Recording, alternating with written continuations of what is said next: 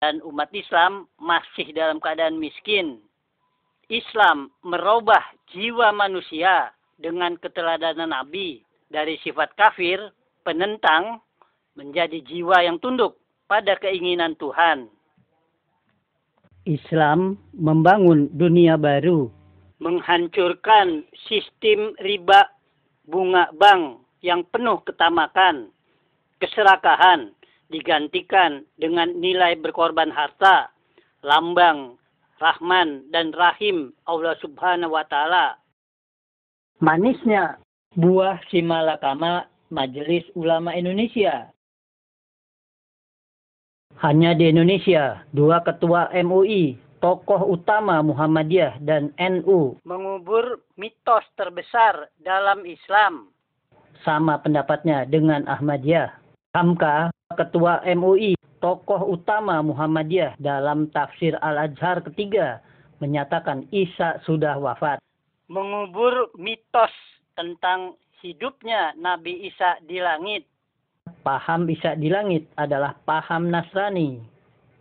Dalam buku ke-6 halaman 29, Hamka dengan tegas menyatakan kafir bagi yang percaya paham Nasrani. Menurut Hamka, yang mati tidak mungkin turun kembali ke dunia. Ketua MUI periode 2005 sampai 2015. Kiai Haji Sahal Mahfud, Rois Am NU, memberi kata pengantar pada buku Muktamar NU yang menegaskan ada nabi lagi sesudah Nabi Muhammad Shallallahu Alaihi Wasallam. Isi buku Muktamar NU ini dikatakan oleh Hasyim Muzadi, Ketua Umum PBNU, mengikat warga NU. Muktamar NU hanya menjawab pertanyaan, apakah ada nabi lagi? Karena warga NU dan seluruh umat Islam selama ini mendengar Nabi Muhammad SAW adalah nabi terakhir. Bukan menjawab siapa yang akan datang. Bukan menjawab masalah Isa Israeli atau Mirza Ghulam Ahmad. Allah Subhanahu wa Ta'ala menegaskan dalam firman-Nya yang tidak boleh dibantah oleh manusia. Allah menegaskan dalam surat Al-Maidah, barang siapa yang tidak memutus menurut apa yang diturunkan Allah, mereka adalah kafir, zolim, dan fasik. Al-Zukhruf ayat 57 dinyatakan oleh Al-Quran, Isa akhir zaman hanya sebagai misal, bukan Isa Israeli, pembawa Taurat. Nahdlatul Ulama adalah organisasi Islam terbesar di Indonesia dengan 60 juta anggotanya.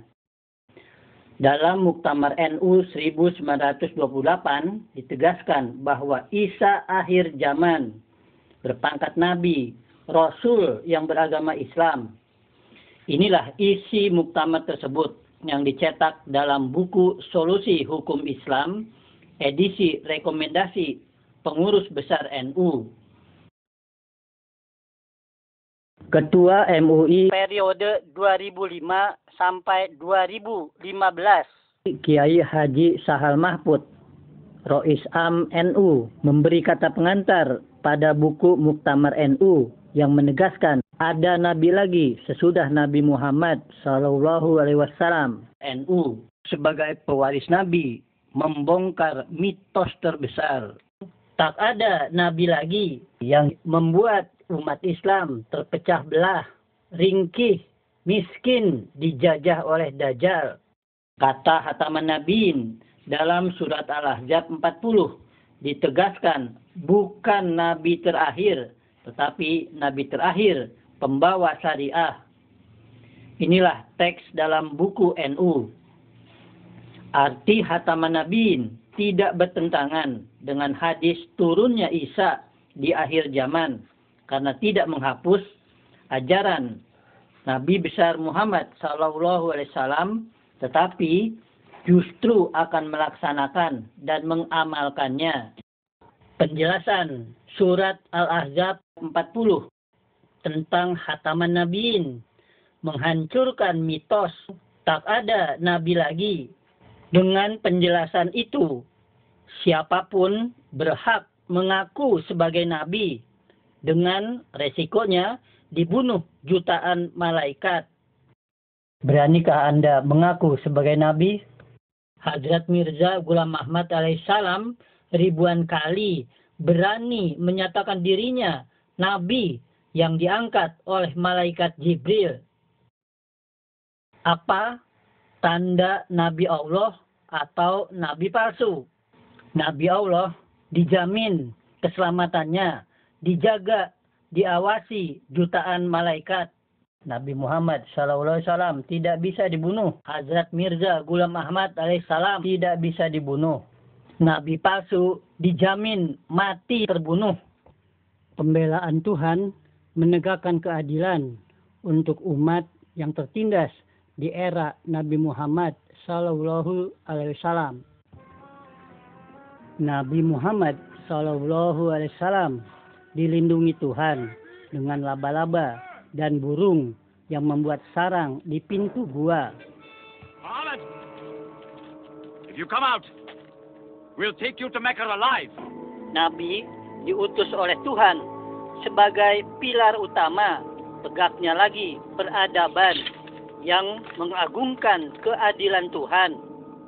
Tidak mungkin Nabi dibunuh manusia. Seluruh kekuatan langit dengan jutaan malaikatnya akan selalu menjaga, mengawasi, membimbing Nabi. Muhammad, come out! Tidak ada kekuatan manusia yang akan mampu mengalahkan kekuatan langit. They can't be in there. This web is unbroken. And these pigeons, they would not build. We were wrong to follow them. We should have gone north. Let's move then. We still have time to head them off.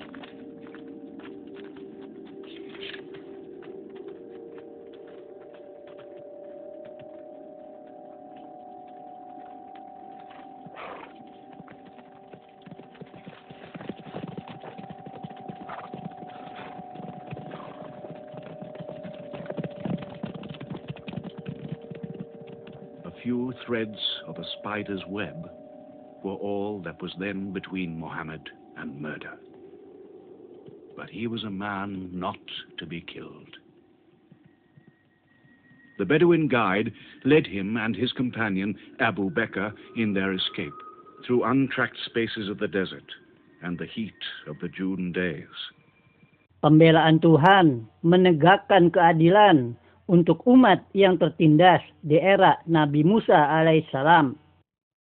Bangsa Israel dijajah bangsa Mesir ratusan tahun. Fir'aun memerintahkan semua bayi laki-laki Israel dibunuh.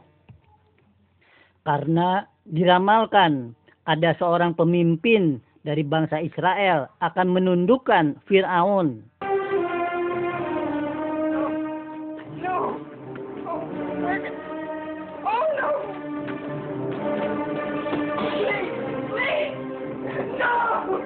Tuhan melecehkan upaya Fir'aun, menggagalkan rencananya menegakkan keadilan bagi bangsa Israel.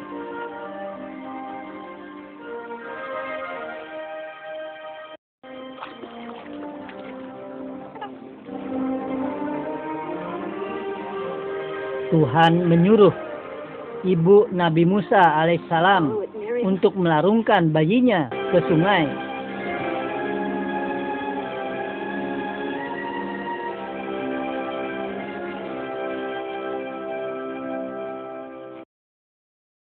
Tuhan merencanakan Nabi Musa alaihissalam dibesarkan di istana Fir'aun.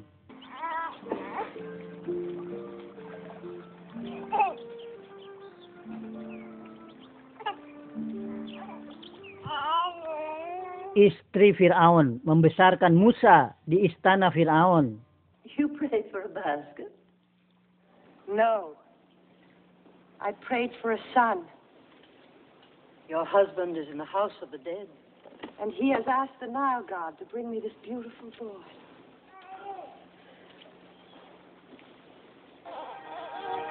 Because I drew you from the water, you shall be called Moses. Moses, Moses. Musa tumbuh dewasa di istana bersama Fir'aun muda.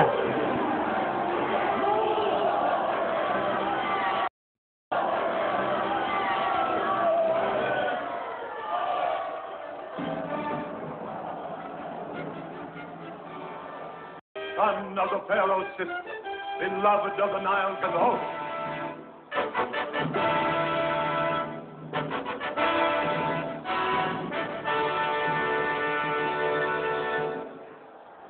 Welcome home. Tuhan mengangkat Musa sebagai nabi yang diperintahkan berdakwah, menyampaikan keadilan dalam 10 perintah Tuhan kepada Fir'aun. Fir'aun muda menolak menegakkan keadilan walau menyaksikan kekuasaan Tuhan yang memakan ular-ular para dukunnya.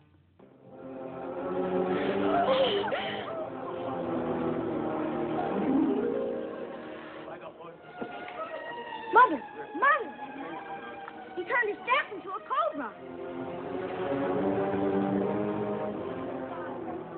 Nothing of his will harm you, my son.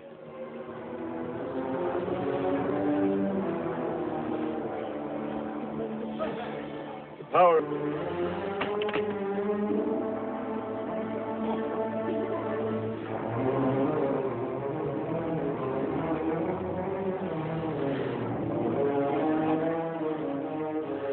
Mother, look!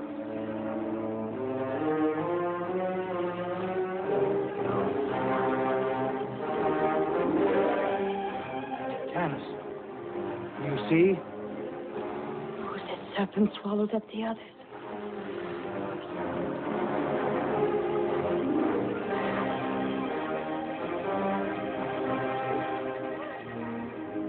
Fir'aun menolak membebaskan bangsa Israel dari penindasannya.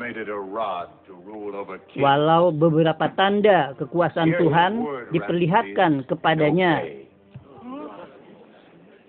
Ketika anaknya dicabut nyawanya, Fir'aun sadar dewanya tak mampu melawan kekuasaan Tuhan.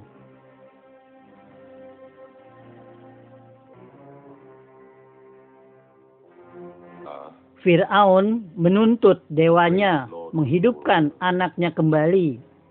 For above the God of Moses, restore the life he has taken from my son.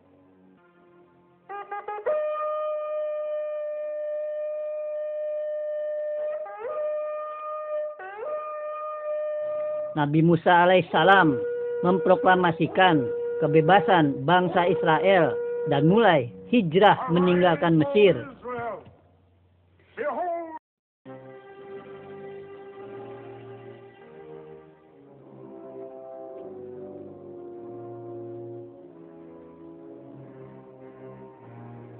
Kematian anaknya yang tidak bisa dihidupkan dewanya membuat marah Fir'aun. Dia ingin membalas dendam kepada Nabi Musa alaihissalam.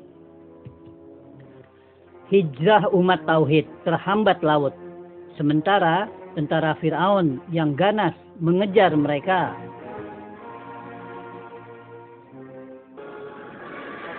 Di titik tertinggi rasa putus asa umat Nabi Musa alaihissalam, Tuhan menampakkan kekuasaannya dengan menyeberangi laut. Umat Nabi Musa alaihissalam lolos dari keganasan Fir'aun.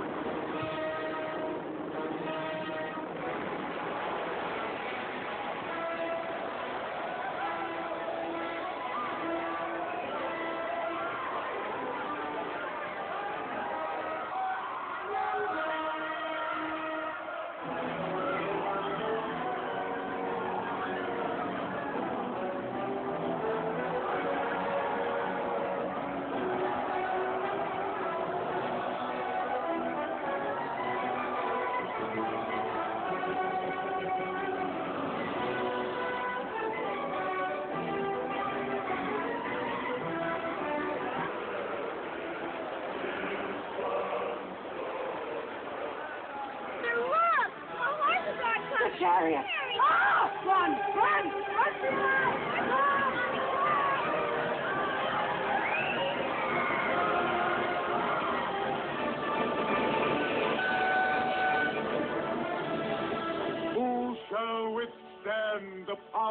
God.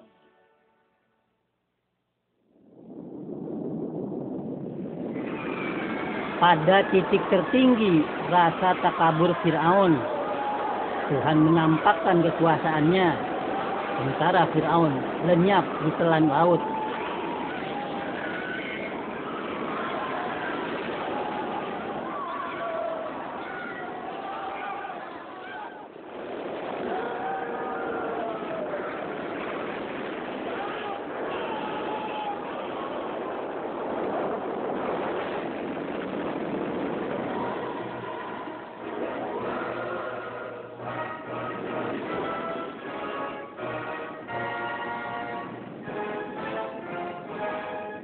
Umat Tauhid dan Nabi Musa alaihissalam diselamatkan Tuhan membangun masyarakat adil sejahtera. And the sea.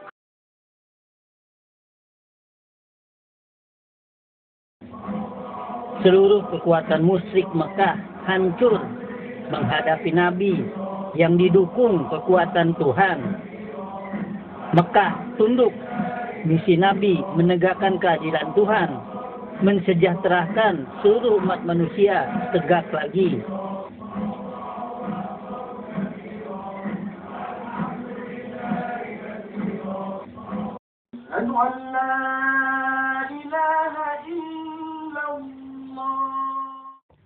Pembelaan Tuhan menegakkan keadilan untuk umat yang tertindas di era globalisasi, era Imam Mahdi alaihissalam.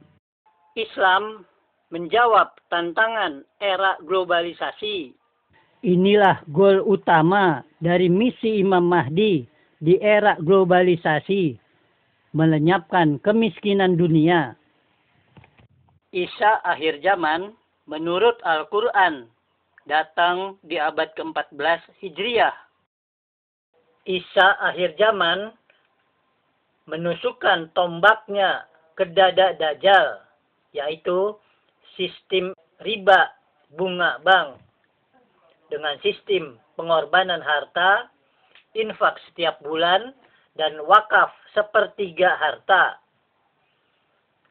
Hasilnya, jamaah Imam Mahdi tidak pernah membuat proposal, mengemis di tengah jalan, meminta-minta sumbangan. Tuduhan yang mengatakan Hazrat Mirza Ghulam Ahmad alaihissalam wafat karena diare, bukti kebenaran. Beliau adalah Nabi Allah, tidak bisa dibunuh manusia. Nabi besar Muhammad SAW wafat karena sakit sesudah puluhan kali berperang melawan kaum musyrik yang ingin membunuh Nabi, utusan Allah, membela kaum miskin dari penindasan penguasa yang zalim, melenyapkan kemiskinan dunia, membangun masyarakat yang penuh kesejahteraan di atas keadilan Islami. Allah terus mengingatkan, aku dan Rasul-Rasulku pasti menang. Inilah misi utama Imam Mahdi di era globalisasi, menegakkan lagi keadilan langit, menegakkan kedamaian, melenyapkan kemiskinan. Di masa Khalifah akhir zaman, akan datang masanya orang kaya bersedekah emas, tapi tak ada lagi yang mau menerimanya. Salah satu tanda kebenaran seorang Nabi Allah adalah wafat secara wajar, tidak mati para penentangnya. Ibnu Katsir dalam tafsirnya menegaskan nabi palsu mati terbunuh dalam keadaan terbakar. Musailimah mati dibunuh. Menyempurnakan lagi janji Tuhan yang maha perkasa dalam surat Al-An'am 93. 1993, David Koresh di Amerika mati terbunuh dalam keadaan terbakar. Inilah siksa Tuhan yang pedih bagi manusia yang lancang, berani mengaku-ngaku dirinya telah diangkat sebagai nabi, rasulnya. Beranikah Anda mengaku sebagai nabi?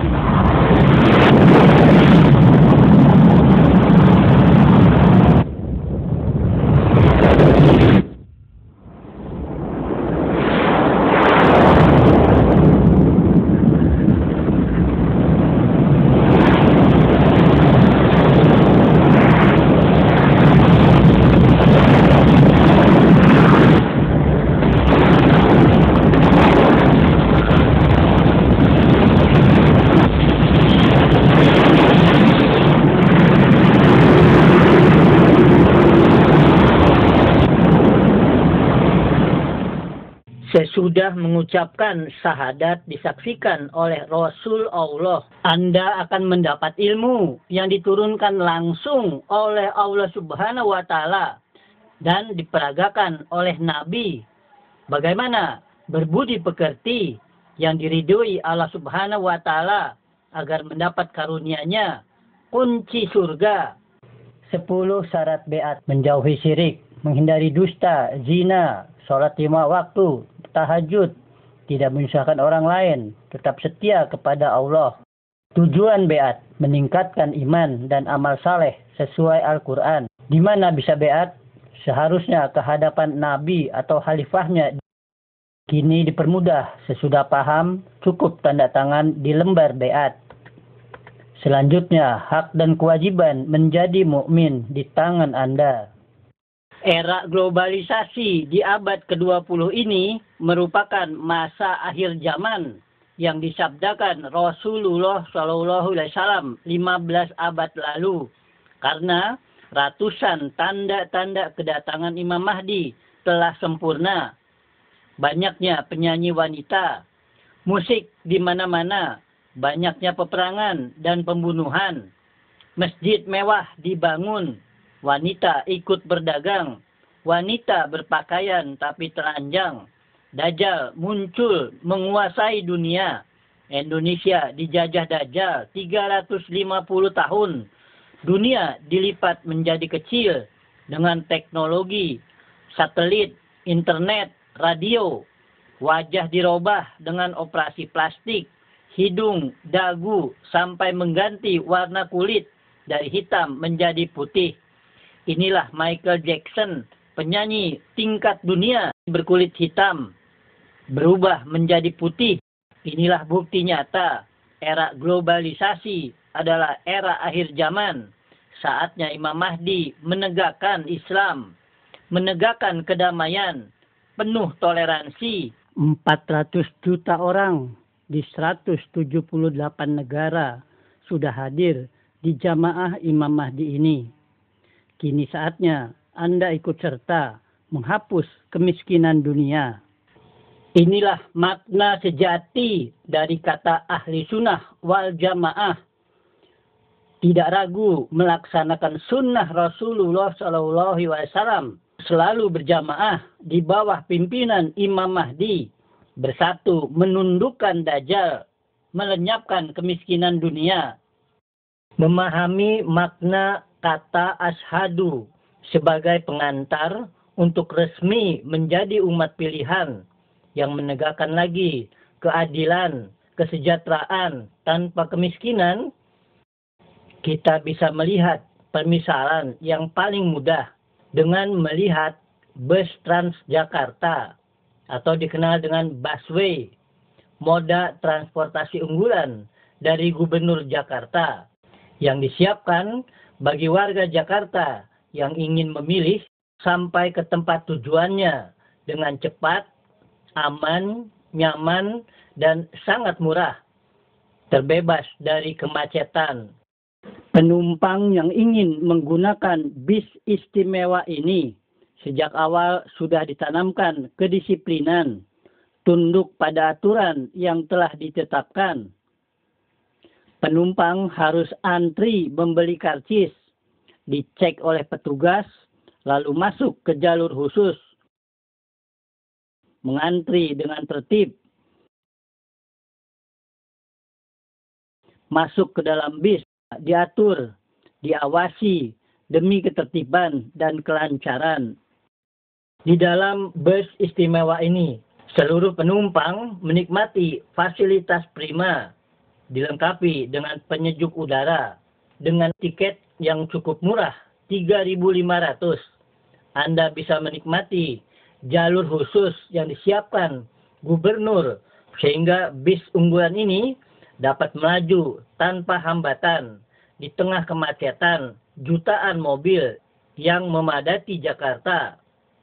Bis istimewa ini sangat berbeda dengan bis lainnya yang tidak disiplin menaikkan penumpang. Pengemudi pilihan ini mematuhi semua aturan dan selalu mengambil penumpang di tempat yang telah ditentukan.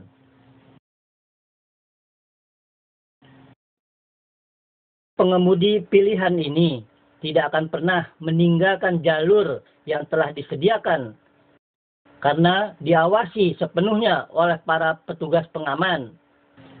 Jalur